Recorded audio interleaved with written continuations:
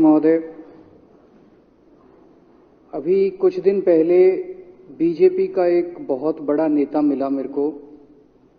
उससे काफ़ी लंबी चर्चा हुई मेरी, और उसने जो जो बातें बताई वो इतनी चौंकाने वाली थी कि आप सब सुनोगे तो रोंगटे खड़े हो जाएंगे। उसने मेरे से पूछा कि केजरीवाल जी, आपको क्या लगता है मोदी जी अडानी की इतनी मदद क्यों करते हैं? मैंने कहा दोस्त हैं दोनों, इसीलिए करते हैं। कहता बस इसलिए। कहता मोदी जी ने आज तक किसी के लिए कुछ नहीं करा, अपनी वाइफ के लिए कुछ नहीं करा, अपनी मां के लिए कुछ नहीं करा, उनके भाई गुजरात में रहते हैं उनके लिए, किसी रिश्तेदार के लिए कुछ नहीं करा,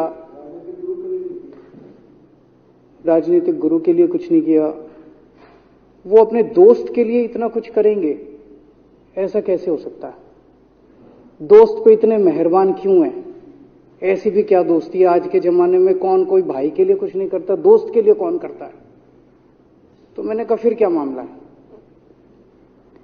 कहते आप खुद सोचो, इतना बड़ा क्राइसिस हुआ, हिंडनबर्ग की रिपोर्ट आई, चारों तरफ थू थू हुई, पूरा क्रैश कर गया अडानी ग्रुप।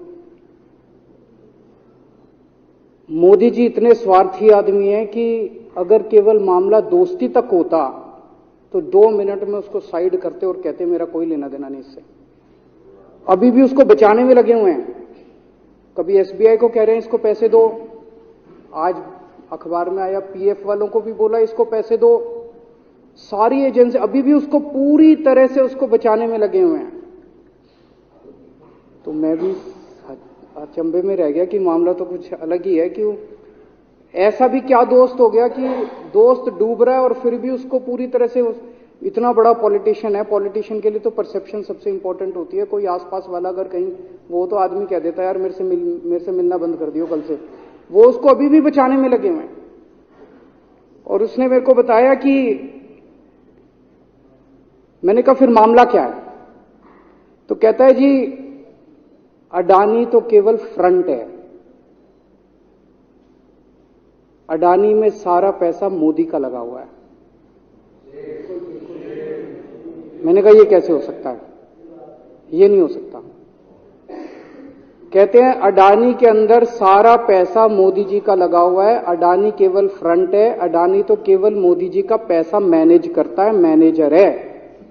उसको 10%, 15%, 20% इतनी कमीशन मिलती है, बाकी सारा का सारा पैसा मोदी जी का लगा हुआ है। अगर कल को जांच हो गई, जेपीसी बैठ गई, ईडी की जांच हो गई, सीबीआई की जांच हो गई, तो अडानी नहीं डूबेगा, मोदी जी डूबेंगे। जिस दिन अडानी डूबा उस दिन मोदी जी डूबेंगे। मैंने कहा यार उनको पैसे की क्या जरूरत है? प्रधानमंत्री जी को, मोदी जी को, उनके ना आगे कोई ना पीछे कोई, उनको क्या पैसे की जरूरत है? तो कहता है सर पैसे की हवस होती है, लत होती है। कहता है इतने दुनिया में इतने बड़े बड़े अमीर आदमी हैं, उनको कोई अब और पैसे की थोड़ी जरूरत है, लगे पड़े हैं सारे, और पैसा और पैसा और पैसा। बोला हवस होती है। बोला जिस दिन अडानी दुनिया का सेकंड रिचेस्ट मैन बना था, अडानी दुनिया का सेकंड रिचेस्ट मैन नहीं बना था, मोदी जी दुनिया के सेकंड रिचेस्ट मैन बने थे।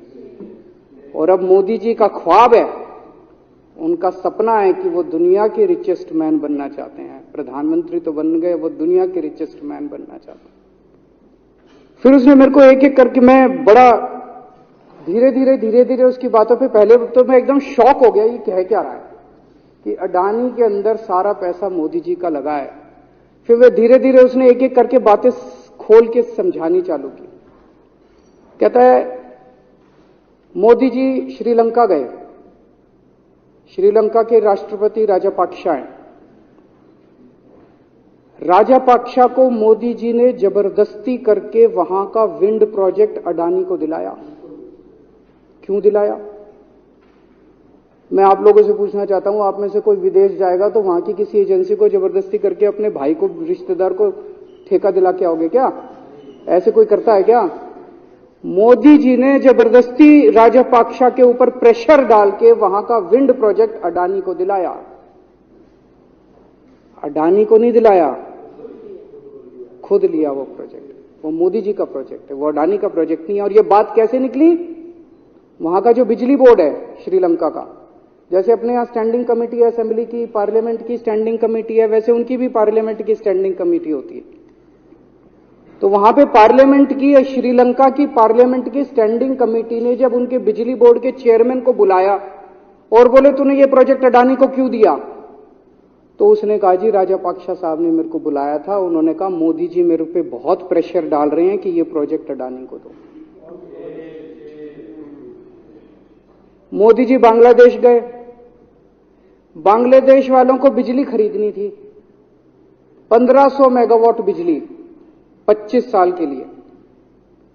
मोदी जी ने वो प्रोजेक्ट भी अडानी जी को दिला दिया। अडानी को नहीं दिलाया, मोदी जी ने वो प्रोजेक्ट खुद लिया। 25 साल तक 1500 मेगावाट बिजली खरीदने का प्रोजेक्ट बांग्लादेश का, वो भी मोदी जी ले आए अपने नाम पे। इजराइल गए, इजराइल के साथ भारत ने कई सारे रक्षा सौदे किए, रक्षा सौदे, वो सारे के सारे रक्षा सौदे अडानी को दे दिए। अडानी को नहीं दिए, मोदी जी ने खुद लिए। अभी 2-3 साल पहले 6 एयरपोर्ट की नीलामी हुई प्राइवेटाइजेशन के लिए, सरकार ने उनकी नीलामी करी, भाई प्राइवेट प्लेयर आके लो। उसमें एक कंडीशन थी कि उसी को दिया जाएंगे ये एयरपोर्ट जिसने पहले एयरपोर्ट का काम कर रखा है। हर सरकारी ठेके में होती है, हम सड़क बनाते हैं, कहते हैं भाई सड़क, जिसको ठेकेदार को सड़क बनाने का एक्सपीरियंस है उसी को दिया जाएगा। हम बिल्डिंग बनाते हैं, हम कहते हैं भाई ये पानी के वाटर ट्रीटमेंट प्लांट लगाते हैं, हम कहते हैं भाई जिसने WTP वाटर ट्रीटमेंट प्लांट इतने लगा रखे हैं उसी को दिया जाएगा। हम सीवेज ट्रीटमेंट प्लांट बनाते हैं, हम कहते हैं जिसको 20 साल का एक्सपीरियंस है, 15 साल का है, उसी को। इसमें भी ये कंडीशन थी कि जिसने इतने साल तक एयरपोर्ट चलाने का काम कर रखा उसी को दिया जाएगा। अब अडानी ने तो कर नहीं, मोदी जी ने तो कर नहीं रखा था, अडानी ने तो कर नहीं रखा था, तो क्या करते? आखिरी मोमेंट पे वो कंडीशन हटा दी गई, बोले कोई एक्सपीरियंस की जरूरत नहीं है। 6 एयरपोर्ट नीलामी पे थे, 6 के 6 एयरपोर्ट अडानी को दे दिए। अडानी को नहीं दिए, मोदी जी ने वो खुद 6 के 6 एयरपोर्ट खुद अपने नाम कर लिए। आज 2021 नवंबर में एयरपोर्ट टेक ओवर किए, 2023 1.5 साल हुआ है। 1.5 साल के अंदर आज एयरपोर्ट का 30%, पूरे देश का एयरपोर्ट का जितना धंधा है, बिजनेस है, उसका 30% बिजनेस जो है वो मोदी जी के पास है। 30%, 1.5 साल के अंदर इतना बड़ा भारत देश, इतने एयरपोर्ट, 30% एयरपोर्ट का बिजनेस आज मोदी जी के पास है। एक और बड़ी इंटरेस्टिंग चीज हो रही है, ये ईडी और सीबीआई को इस्तेमाल करके बंदूक यहां रख के लोगों की फैक्ट्रियां छीनी जा रही हैं। मतलब 10 अक्टूबर 2018 को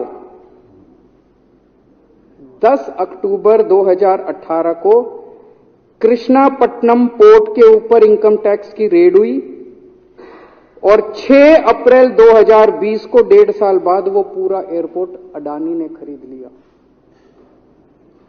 उसके यहां बंदूक रख के उसको कहा या तो दे दे और या जेल। तो वो अडानी ने नहीं खरीदा, वो मोदी जी के पास चला गया कृष्णापट्टनम एयरपोर्ट। 10 दिसंबर 2020 को एसीसी और अंबुजा सीमेंट पे रेड हुई और 2 साल बाद 16 अक्टूबर 2022 को दोनों सीमेंट प्लांट मोदी जी के पास चले गए। 2020 जुलाई को मुंबई एयरपोर्ट का मालिक था जीवीके, उसके ऊपर सीबीआई और ईडी की रेड हुई, एफआईआर हुई और 1 महीने बाद मुंबई एयरपोर्ट जो है वो मोदी जी के पास चला गया, अडानी के पास चला गया। तो ईडी और सीबीआई पे रेड कराते हैं, उसको धमकाते हैं फैक्ट्री वाले को, कंपनी वाले को कि या तो जेल जा और या तेरी फैक्ट्री हमको दे दे। ये इधर तो सुनते थे हरियाणा की तरफ एक पिच्ची, इधर इसकी फैक्ट्री भी छीन ली, पंजाब में भी सुनते थे इसकी भी फैक्ट्री छीन ली, इसकी पूरे देश के अंदर ये इतनी गुंडागर्दी मची पड़ी है कि ईडी की रेड करा देते हैं, सीबीआई की रेड करा देते हैं, यहां बंदूक रखते हैं और कहते हैं या तो फैक्ट्री दे दे और या जेल जा। ये क्या चल क्या रहा है इस देश के अंदर? इन्होंने अभी थोड़े दिन पहले ऑर्डर निकाला कि सारे जितने पावर प्लांट हैं, जितनी राज्य सरकारें हैं, पंजाब सरकार की, हमारी जो सरकार है, उनके पास भी ऑर्डर आया, सारी सरकारों को जितना उनका कोयले की रिक्वायरमेंट है उसमें से 10% कोयला इंपोर्टेड इस्तेमाल करना पड़ेगा। और इंपोर्ट केवल मोदी जी करते थे, अडानी करता था। तो इसका मतलब आपको 10% अपना कोयला कंपलसरी, जरूरत नहीं है आपको कोयले की, लेकिन 10% कोयला आपको अडानी से खरीदना पड़ेगा। हमारे देश का कोयला 2000 रुपए टन है, इंपोर्टेड कोयला 20,000 रुपए टन है। 10 गुना दाम के ऊपर आपको अडानी से यानी कि मोदी जी से कोयला खरीदना पड़ेगा। इन्होंने सुप्रीम कोर्ट का एक और, जब कोयला घोटाला हुआ था अपने देश के अंदर, तो सुप्रीम कोर्ट ने आदेश दिया था कि अब कोयले की खदानें किसी भी प्राइवेट वाले को नहीं दी जाएंगी, सारी खदानें सरकारें। तो इन्होंने कुछ खदानें राजस्थान सरकार को दे दी, कुछ खदानें छत्तीसगढ़ सरकार को, कुछ खदानें पंजाब सरकार को, सरकारों में बांट दी। बाकी पूरे देश में केवल राज्य सरकारों के पास खदानें हैं। केवल अडानी के केस में उन्होंने एक्सेप्शन करके अडानी को कोयले की खदानें दे दी और उसमें भी ऑर्डर कर दिया कि 4000 कैलोरी से कम वाला कोयला जो है उसको रिजेक्टेड माल माना जाएगा, जबकि वो सबसे अच्छा कोयला माना जाता है और वो रिजेक्टेड माल इसको फ्री में मिलता है। तो कम से कम 2800 करोड़ रुपए का कोयला हर साल फ्री में मोदी जी ले जाते हैं। 2800 करोड़ रुपए का कोयला हमारी खदानों से हर साल मोदी जी निकाल के ले जाते हैं। 2014 में, अभी जो अतिशी जी ने कहा, 2014 में अडानी जी की यानी कि मोदी जी की जायदाद 50,000 करोड़ की थी। 7 साल बाद इनकी जायदाद हो गई 11.5 लाख करोड़। मोदी जी इतना पैसा लेके कहां जाओगे? 11.5 लाख करोड़ रुपए की जायदाद, 7 साल में इतना लूट लिया आपने देश को।